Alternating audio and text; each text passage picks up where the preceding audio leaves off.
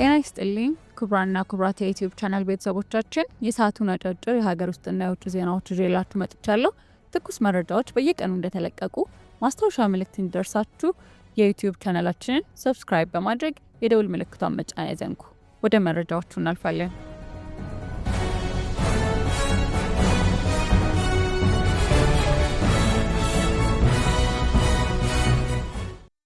በነዳጅ ምርቶች ላይ አጠቃላይ የ30% ግብር ተግባራዊ ሊደረግ ነው። የገንዘብ ሚኒስቴር ከ2018 የበጀት ዓመት ጀምሮ በነዳጅ ምርቶች ላይ አጠቃላይ የ30% ግብር በሙሉ ተግባራዊ እንደሚደረግ ማረጋገጫ ተሰጥቷል። ይህ አዲስ የግብር አወቃቀር 15% የተጨማሪ እሴት ታክስ ቫት እና 15% የኤክሳይዝ ቀረጥን ያጠቃልላል። ይህ እርምጃ በአገሪቱ የፋይናንስና ፖሊሲ ትልቅ ለውጥ የሚያመጣ ሲሆን የመንግስት የሀገር በቀል ኢኮኖሚ ማሻሻያ አጀንዳ ወሳኝ አካል መሆኑ ተመላክቷል። ሚኒስትሩ ባለፈው ሳምንት መጨረሻ ላይ ባቀረቡት አጠቃላይ የዜጎች በጀት ሰነድ ውስጥ በተያያዘው በጀት ዓመት ተግባራዊ የሚደረጉ አዳዲስ የግብር አይነቶች በዝርዝር አስቀምጠዋል። ከነዳጅ ምርቶች ላይ ከሚጣለው አጠቃላይ የ30% ኤክሳይዝ ታክስ እና የተጨማሪ እሴት ታክስ በተጨማሪ የንብረት ታክስን ማስፈጸም ከታቀዱት የግብር አይነቶች መካከል አንዱ ነው። ይህ አጠቃላይ የግብር ማሻሻያ የመንግስት ገቢን ለማሳደግና የፋይናንስ ዘርፍን ለማጠናከር ያለመ ነው። በሀገሪቱ የነዳጅ ፍጆታ ላይ ቀጥተኛ ተጽዕኖ መፍጠሩ የማይቀር ሲሆን ዜጎች ለነዳጅ የሚያወጡት ወጪ እንደሚጨምር መገመት ይቻላል። ሆኖም መንግስት የረጅም ጊዜ ኢኮኖሚያዊ ጥቅሙን በማስላት ይህ እርምጃን መወሰኑን ገልጿል። አቢሲኒያ የበረራ አገልግሎት ወደ ህዳሴ ግድብ የመጀመሪያ የጎብኚዎች ቻርተር በረራ አካሄደ። አቢሲኒያ የበረራ አገልግሎትና የአቪዬሽን አካዳሚ ወደ ታላቁ የኢትዮጵያ ህዳሴ ግድብ ያስጀመረው ቻርተር በረራ ግድቡን ተመራጭ የቱሪስት መዳረሻ በማድረግ ረገድ አዲስ ምዕራፍ እንደሆነ ተገልጿል። የግድቡ ምርቃት ከተከናወነ በኋላ ኢትዮጵያዊ የአሜሪካውያን የዲያስፖራ ጎብኚዎች የጫነ አውሮፕላን ወደ ስፍራው በረራ አድርጓል። አቢሲኒያ የበረራ አገልግሎት ወደ ህዳሴ ግድቡ የቱሪዝም በረራዎችን በማቅረብ የመጀመሪያው የኢትዮጵያ ቻርተር አየር መንገድ በመሆኑ ኩራት እንደተሰማው ገልጿል። ይህ በረራ የህዳሴ ግድብን ከብሔራዊ ኃይል ምንጭነቱ ባሻገር እንደ አዲስ የቱሪዝም መዳረሻ የማስተዋወቅ የመንግስት ጥረትን የሚደግፍ ነው። የአየር መንገዱ ተነሳሽነት ግድቡን ለመጎብኘት ለሚፈልጉ የሀገር ውስጥና የውጭ ሀገር ጎብኚዎች ምቹና ቀጥተኛ የትራንስፖርት አማራጭ ይፈጥራል። በተለይም በውጭ የሚኖሩ ኢትዮጵያውያንና ትውልደ ኢትዮጵያውያን የሀገራቸውን ታላቅ ፕሮጀክት በቅርበት እንዲመለከቱ እድልን ይሰጣል። በአማራ ክልል ውጊያ ባለባቸው አካባቢዎች ታዳጊዎች ለሴተኛ አዳሪነት መጋለጣቸውን ጥናት አመላከተ። በአማራ ክልል ላለፉት 2 ዓመታት ግጭትና ውጊያ ባለባቸው አካባቢዎች ትምህርት ቤቶች በመዘጋታቸው ምክንያት እድሜያቸው ለጋብቻ ያልደረሱ ታዳጊዎች ወደ አዲስ አበባና ወደ ሌሎች ክልል ከተማዎች በመሄድ ለሴተኛ አዳሪነት እየተዳረጉ መሆናቸውን አንድ ዓለም አቀፍ ጥናት ቡድን አስታውቋል። ጥናቱን ያካሄደው ጀንደር ኤንድ አዶለሰንስ ግሎባል ኤቪደንስ የተሰኘው ተቋም ነው። የተቋሙ ጥናት በአማራ ክልልን ጨምሮ በኦሮሚያ፣ በትግራይ፣ በሶማሌና በአፋር ክልሎች ግጭትና ድርቅ ባሉባቸው አካባቢዎች በሚኖሩ 20 ሺህ ሴቶች ላይ የተደረገ መሆኑን አብራርቷል። በምርምሩም የልጅነት ጋብቻን ጨምሮ ጾታዊ ጥቃትን በከፍተኛ መጠን መጨመሩ መረጋገጡ ተመላክቷል። ጥናቱ የቀረበው ኢትዮጵያ የሴቶችን ማህበራዊ ቅንጅት ትመራለች በሚል መሪ ቃል ላለፉት 5 ዓመታት በወጣት ሴቶች ላይ ትኩረት አድርጎ ሊሰራ የነበረው ፕሮጀክት የመዝጊያ መርሃ ግብር ላይ ነው። ጥናቱን ያቀረቡት የምርምር ተቋሙ የኢትዮጵያ ተወካይ ወርቅነህ አበበ ዶክተር ናቸው። ወርቅነህ በአማራ ክልል ደቡብ ጎንደር ዞን 5 ወረዳዎች ውስጥ ካሉ 67 ቀበሌዎችና ናሙና መወሰዱን ጠቅሰው በእነዚህ ቀበሌዎች ላለፉት 2 ዓመታት ትምህርት ቤቶች ሙሉ በሙሉ ተዘግተው መቆየታቸውን ገልጸዋል።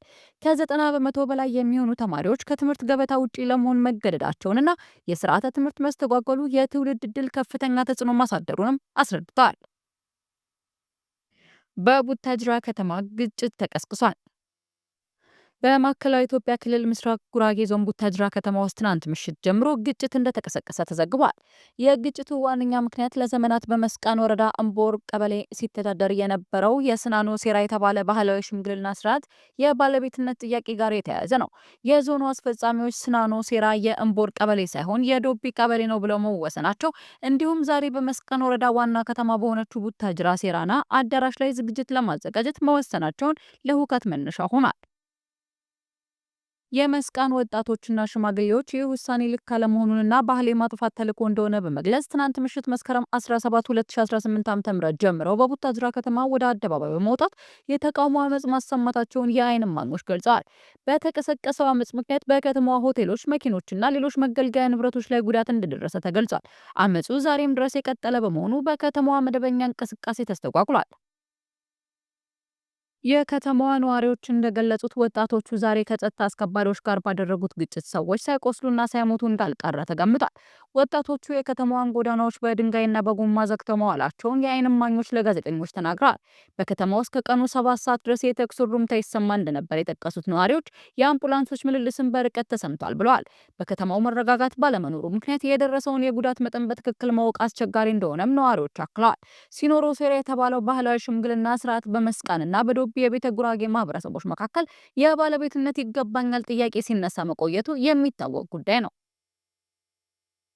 በጉዳዩ ዙሪያ የከተማ አስተዳደሩ በሰጠው መግለጫ በትናንትናው ዕለት ማምሻ ላይ እንዲሁም በዛሬው ዕለት ጠዋት በከተማው ሕዝብ የማይመጥን አስነዋሪና አሳፋሪ ተግባር ማንንም ሊወክሉ በማይችሉት የተደራጁ አካላት በተወሰኑ መንደሮች ላይ ብጥብጥና ረብሻ ተፈጽሞ እንደነበር አረጋግጠዋል። ይሁንና በጸጥታ ኃይሎችና በሰላም ወድዱ ማህበረሰብ አማካኝነት ማስቆም እንደተቻለ ተጠቅሷል። የተፈጠረው አስነዋሪ ድርጊት የህይወትና የአካል ጉዳት ማስከተሉንም የከተማ አስተዳደሩ ገልጸዋል። አስተዳደሩ ለሟቾቹ ቤተሰቦችና ወዳጅ ዘመዶች መጽናናትን ተመኝተዋል። በተጨማሪም የተፈጠረው የብጥብጥና ሁከት ተግባር ከተማዋን እንደማይመጥን በመግለጽ ችግሩን ለመፍታት ከሰላምና ልማት ወዳዱ ህዝብ ጋር እንደሚመለከታቸው አካላት ጋር እየመከረበት መሆኑን አስታውቀዋል። የቡታጅራ ከተማ አስተዳደር የአካባቢውን ሰላምና ጸጥታ ወደ ነበረበት ለመመለስ ህዝቡ ከጸጥታ መዋቅሮች ጋር በመተባበር እንዲሰራ ጥሪ አቅርበዋል። ምክትል ጠቅላይ ሚኒስትር ተመስገን ጥሩነህ የህፃናትና ወጣቶች ቲያትር ኮምፕሌክስን መርቀው ከፈቱ። ምክትል ጠቅላይ ሚኒስትር ተመስገን ጥሩነህ በአዲስ አበባ ከተማ አስተዳደር የተገነባውን የህፃናትና ወጣቶች ቲያትር ኮምፕሌክስ መርቀው ከፍተዋል። ይህ ሙሉ በሙሉ ለቲያትርና ሲኒማ ዓላማ ተብሎ የተገነባው ኮምፕሌክስ ለኪነ ጥበብ ስራዎች እንዲመች ዘመናዊ ደረጃውን ጠብቆ መገንባቱ ተጠቅሷል። ምክትል ጠቅላይ ሚኒስትሩ መንግስት ባለፉት የለውጥ ዓመታት ትኩረት ከሰጣቸው ዘርፎች አንዱ የኪነ ጥበብ መሆኑን በመጥቀስ የኮምፕሌክስ ተጠናክሮ መመረቅ መንግስት ለዘርፉ የሰጠውን ትኩረት እንደሚያሳይ ገልጸዋል። አዲስ አበባ ለኪነ ጥበብ የምትመች ከተማ እየሆነች መምጣቷን አድንቀው ይህንን ለሀገር ግንባታ በሚጠቅም መልኩ መጠቀም እንደሚያስፈልግ አሳስበዋል። የኪነ ጥበብ ስራዎች ገበያ ተኮር እየሆኑ መጥተዋል ያሉት ምክትል ጠቅላይ ሚኒስትሩ የኪነ ጥበብ ባለሙያዎች ዘርፉን ለዓላማ እንጂ ለኢላማ ብቻ መመራት እንደሌለባቸው አሳስበዋል። ኮምፕሌክሱን ከቢሮክራሲ በጸዳ መልኩ ጋራ በመጠቀም አንጋፋዎቹ የኪነ ጥበብ ባለሙያዎች ወጣቱን እንደሚያሰለጥኑና ጀማሪዎቹን እንደሚያበረታቱ መክረዋል። የአዲስ አበባ ከተማ ከንቲባ አዳነች አቤቤ በበኩላቸው ጥያቄን አዳምጦ ተገቢ ምላሽ መስጠት የመንግስታችን መገለጫ ሆኗል ብለዋል። ከንቲባው አክለውም ከተማ አስተዳደሩ በሚሰራባቸው የልማት ስራዎች ሁሉ ኪነ ጥበብን አበይት የትኩረት አቅጣጫ አድርጎ እየተገበረ መሆኑን ጠቁመዋል። በከተማዋ በተተገበረው ለውጥ የተለያዩ የውጭ የኪነ ጥበብ ስራ የሚከወንባቸው ከ160 በላይ አምፊ ቲያትር ፕላዛዎች ተገንብተው አገልግሎት እየሰጡ መሆናቸውንም ገልጸዋል። የተመረቀው የህፃናትና ወጣቶች ቲያትር ሲኒማ ኮምፕሌክስ ባለ 14 ወለል ህንፃ ሲሆን ሁለት ዘመናዊ ሲኒማ ቤቶችን፣ የቲያትር አዳራሽ፣ 3 የተለያዩ አዳራሾችን፣ ሆቴልና ሬስቶራንት፣ ዘመናዊ ካፍቴሪያዎችን እንዲሁም የፓርኪንግ አገልግሎትን ይዟል። ወደብን መጠቀም የንግድ እንጂ የፖለቲካ ጉዳይ አይደለም። የኤርትራ ውጭ ጉዳይ ሚኒስትር አቶ ኡስማን ሳላህ በኒውዮርክ እየተካሄደ ባለው የተባበሩት መንግስታት ድርጅት ጠቅላላ ጉባኤ ጎን ለጎን በተካሄደው የባህር በር የሌላቸው በማደግ ላይ ያሉ ሀገራት የውጭ ጉዳይ ሚኒስትሮች ስብሰባ ላይ ንግግር አድርገዋል። በንግግራቸውም ወደብን መጠቀም የንግድ እንጂ የፖለቲካ ወይም ወታደራዊ ጉዳይ አይደለም የሚል ጠንካራ አቋም ገልጸዋል። ሚኒስትሩ የባህር በር ያላቸው ሀገራት ጎረቤቶቻቸውን ማሳለፍና የልማት አጋር ማድረግ እንደሚጠበቅባቸው አስረድተዋል። ሆኖም ይህ ትብብር በዓለም አቀፍ ሕግ በሉዓላዊነት በጋራ መከባበርና ጣልቃ ባለመግባት መርህ ላይ የተመሰረተ መሆን እንዳለበት አሳስበዋል። ትክክለኛ ትብብርም በስጋት ሳይሆን በመተማመን ላይ የተመሰረተ መሆን እንደሚገባው አስታውቀዋል። መተማመን የሚገነባው ደግሞ አገራት እርስ በርሳቸው ነጻነታቸውን፣ የግዛት አንድነታቸውንና ግዴታቸውን በተመለከተ ሲከባበሩ መሆኑን ገልጸዋል። አቶ ኡስማን ንግግራቸውን ሲቀጥሉም ኤርትራ ሉዓላዊ የባህር በር ጠረፍ ያላት ሉዓላዊ ሀገር ስትሆን ወደቦቿን ብሔራዊ ሀብቶቿ መሆናቸውን አጽንኦት ሰጥተዋል። ወደብን የመጠቀም ማንኛውም ጉዳይ የሚወሰነውም ኤርትራና የእርሷ የመረጠችው አጋር በሚያደርጉት የሁለትዮሽ ስምምነት ብቻ እንደሚሆን አስታውቀዋል። ከዚህ በተጨማሪ ኤርትራ ወደቦቿን ለውጭ ሀገር ወታደራዊ አገልግሎት ወይም ለባህር በር እንደማትፈቅድ በግልጽ አስታውቀዋል። የባህር በር የሌላቸው ሀገራት በጎረቤት ሀገራት ወደቦች የመጠቀም መብት ዝም ብሎ የሚመነጭ ወይም በሌላ ሶስተኛ አካል ድርድር የሚከወን አይደለም፣ በዓለም አቀፍ ሕግ የሚመራ መሆኑን አብራርተዋል። ሚኒስትሩ ማጠቃለያ ላይ ወደብን መጠቀም የንግድ እንጂ የፖለቲካ ወይም ወታደራዊ ጉዳይ አይደለም፣ ኤርትራ በወደቦቿ ፍትሐዊና እኩል በሆነ መንገድ የንግድ ትብብር ለማድረግ በሯ ክፍት ነው ሲሉ ገልጸው ለሕጋዊ የንግድ ስርዓት ወደቦቿን ክፍት ማድረጓንም እንደምትቀጥል አስታውቋል። ይህ መግለጫ በአካባቢው የፖለቲካ ውጥረቶች መካከል የኤርትራን ሉዓላዊነትና የወሰን አንድነት የማያወላውል አቋም የሚያንጸባርቅ ነው። የማዕድን አልሚዎች የነዳጅ እጥረትን ለመቅረፍ የሚያስችል አሰራር ሊዘረጋ ነው። በማዕድን ዘርፍ ላይ የተሰማሩ አልሚዎች የሚያጋጥማቸውን የነዳጅ እጥረት ለመቅረፍ የሚያስችል አሰራር ለመዘርጋት እየተሰራ መሆኑን የማዕድን ሚኒስቴር አስታውቋል። ጉዳዩ በተለይ ልዩና አነስተኛ ማዕድን አልሚዎችን በሚመለከት መሆኑ ተገልጿል። የማዕድን ሚኒስትር ዴኤታ አቶ ሚሊዮን ማቴዎስ እንዳስታወቁት በ2017 በጀት ዓመት ከፍተኛ የማዕድን ምርት የተገኘው ከልዩና አነስተኛ ማዕድን አልሚዎች። እነዚህ አልሚዎች ለማበረታታት በተያያዘው ዓመት ነዳጅ እጥረት ለመቅረፍ የአልሚዎችን በቀጥታ ነዳጅ እንደሚያገኙ የሚያስችል አሰራር እንዲዘረጋ ገልጸዋል። ለዚህም ከሚመለከታቸው አካላት ጋር እየተሰራ ወደሚገኝ ጠቁመው በውጤቱም ለከፍተኛ የውጭ ምንዛሬ የሚገቡ ማዕድናትን በሀገር ውስጥ መተካትና የውጭ ምንዛሬ ማዳን እንደሚቻል አመላክተዋል። ይህ አሰራር የነዳጅ አቅርቦትን ማስተጓጎልን በመቀነስ የማዕድን ምርትና ምርታማነትን ለማሳደግ ያለመ ነው። የተርሚናል ኢንተርፕራይዝ ማህበራት የተሳለጠ የትራንስፖርት ፍሰት እንዲፈጠር እያደረጉ ነው። የአዲስ አበባ የተርሚናል ኢንተርፕራይዝ ማህበራት በከተማዋ የተሳለጠ የትራንስፖርት ፍሰት እንዲፈጠር የበኩላቸውን አስተዋጽኦ እያደረጉ እንደሚገኝ የከተማዋ አስተዳደሩ የትራንስፖርት ቢሮ አስታውቋል።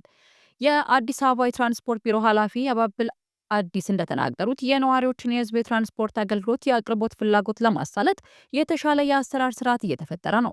የመንገድ ደህንነትና የትራፊክ መጨናነቅን ለመቀነስ ከባለድርሻ አካላት ጋር በመተባበር በቅንጅት እየተሰራ ይገኛል። ከዚህ በፊት የታክሲ ተራ አስከባሪ በመጠቀም የሚታወቅ የነበረው አደረጃጀት በአዲስ መልክ በተደራጀው የተርሚናል ኢንተርፕራይዝ አማካኝነት የተሻለ የትራንስፖርት አገልግሎት እየተሰጠ መሆኑን ጠቁመዋል። በተርሚናል ኢንተርፕራይዝ የተደራጁ አስተባባሪዎች የትራፊክ መጨናነቅና የተሳፋሪዎችን እንግልት በመቀነስ የተሳለጠ የትራንስፖርት እንቅስቃሴን በመፍጠር ጉልህ ፋይዳ እያበረከቱ መሆናቸውን ኃላፊው ገልጸዋል። በአዲሱ የትራንስፖርት አስተባባሪዎች የተርሚናል ኢንተርፕራይዝ ግልጽና የአሰራር ስርዓትን በተከተለ አግባቡ በ187 ማህበራት በማደራጀት የተሻለ አገልግሎት በሚሰጡበት ሁኔታ መፈጠሩን አስረድተዋል። በአዲስ አበባ ስራና ክህሎት ቢሮ አማካኝነት በአዲስ በተዋቀረው የተርሚናል ኢንተርፕራይዝ የተደራጁ አስተባባሪዎችም የክህሎት ስልጠና ተሰጥቷቸው ወደ ስራ እንደሚሰማሩ መደረጉን ገልጸው በሚሰበሰቡት ገንዘብም ዘመናዊ የአሰራር ስርዓትን እየተከተለ መሆኑን ተናግረዋል። የኢንተርፕራይዝ ማህበራት አባላቱን ለ2 ዓመታት በሚኖራቸው ቆይታ እድገት ተኮር በሆኑ ዘርፎች የሚሸጋገሩበት የቁጠባ ስርዓት መዘርጋቱን አብራርተዋል። ወደ ዓለም ዜናዎች እናልፋለን። ትራምፕ ውሸታምና ከሃዲ ናቸው። ኢልሃም ኡመር። በኮንግረስ አባል ኢልሃም ኡመርና የአሜሪካን ፕሬዝዳንት ዶናልድ ትራምፕ መካከል ያለው ውዝግብ እንደቀጠለ ነው። ፕሬዝዳንት ትራምፕ ሐሙስ ዕለት በሰጡት መግለጫ የሶማሊያው ፕሬዝዳንት ሐሰን ሼክ መሐሙድን አግኝተው በኢልሃም ኡመር ጉዳይ መነጋገራቸውን ገልጸው ነበር። በንግግራቸው ወቅትም እኔ ኢልሃንን ወደ ሶማሊያ ላባረራት ነው የሚል ሀሳብ አቅርበው የሶማሊያው ፕሬዝዳንት እንደሚቀበሏት መጠየቃቸውን ተናግረዋል። የሶማሊያው ፕሬዝዳንት ግን አልፈልጋትም ብሎ ነበር በማለት ትራምፕ በመግለጫቸው ላይ አስታውቋል። ለዚህ ንግግር የ42 ዓመቷ የዲሞክራት አባል የሆነችው ኢልሃም ኡመር በኤክስ ገጿ ላይ ምላሽ ሰጥታለች። በምላሿም ትራምፕ ከዚህ ቀደም ሶማሊያ ፕሬዝዳንት የሌላት ሀገር አድርገው መናገራቸውን በማስታወስ አሁን ደግሞ የፈጠራ ወሬ መንዛታቸውን አብራርታለች። አያይዛም ሶማሊያ ፕሬዝዳንት እንዳላት ለከባድ አንስቶ የሌለ ታሪክ እስከ መፍጠር ድረስ ትራምፕ ውሸታም ናቸው። የእኒህን ሰው አሳፋሪና የጅል ንግግር ማንም ከቁም ነገር ሊቆጥረው አይገባም ብላለች። ፕሬዝዳንት ትራምፕ በዚች የኮንግረስ አባል ላይ እንዲህ አይነት ከባድ አስተያየት ሲሰጡ በአንድ ሳምንት ውስጥ ሁለተኛ ጊዜያቸው ነው። በኢልሃም ኡመር በትራምፕ መካከል ውዝግብ ሊነሳ የቻለው በአክቲቪስት ቻርሊ ኪርክ ግድያ በሰጠችው አስተያየት እንደሆነ ተዘግቧል። ሩሲያ 100% ካንሰርን የሚያድን ክትባት ይፋ አደረገች። ሩሲያ በመጀመሪያዎቹ ክሊኒካዊ ሙከራዎች 100% ስኬትን ባሳየው የኢንትሮሚክስ ካንሰር ክትባት እጅግ አስደናቂ የሆነ የሕክምና ስኬት ማሳየቷን አስታውቃለች። ይህ የሙከራ ክትባት የሰውነት በሽታን የመከላከል ስርዓትን የካንሰርና ሌሎችን እንዲያውቅና እንዲያጠፋ ለማሰልጠን ያለመ ሲሆን ይህም ለሰው ልጅ ገዳይ ከሆኑት በሽታዎች አንዱን ለመዋጋት አዲስ ተስፋ ይሰጣል ተብሎለታል። ገና በመጀመሪያ ደረጃዎች ላይ የሚገኘው የክትባት ውጤት በካንሰር ጥናት ውስጥ አንድ ታሪካዊ ስኬትን የሚቆጠር ሲሆን ዓለም አቀፍ ትኩረትንና ክርክርን አስነስቷል። ተጨማሪ ሙከራዎች እነዚህን ግኝቶች ካረጋገጡ ኢንትሮሚክስ በዓለም አቀፍ የመጀመሪያ ውጤታማ የካንሰር ክትባት በመሆን የወደፊቱን የካንሰር ሕክምና ሊቀይር ይችላል። ሩሲያ በባዮቴክኖሎጂና በሕክምና ፈጠራ ላይ ከፍተኛ ኢንቨስት ያደረገች ሲሆን ራሷን በሚቀጥለው ትውልድ የጤና አጠባበቅ መፍትሄዎች ውስጥ እንደ መሪ ለማስቀመጥ ያለመች መሆኑን ያሳያል። ይህ ክትባት ሳይንሳዊ ደረጃን ከፍ ማድረግ ባሻገር በዓለም ዙሪያ በሚሊዮኖች ለሚቆጠሩ ታካሚዎች ትልቅ ለውጥ የሚያመጣ የሰው ልጅ ሲጠብቀው የነበረው ግኝቶች አንዱ ሊሆን እንደሚችል ተገልጿል።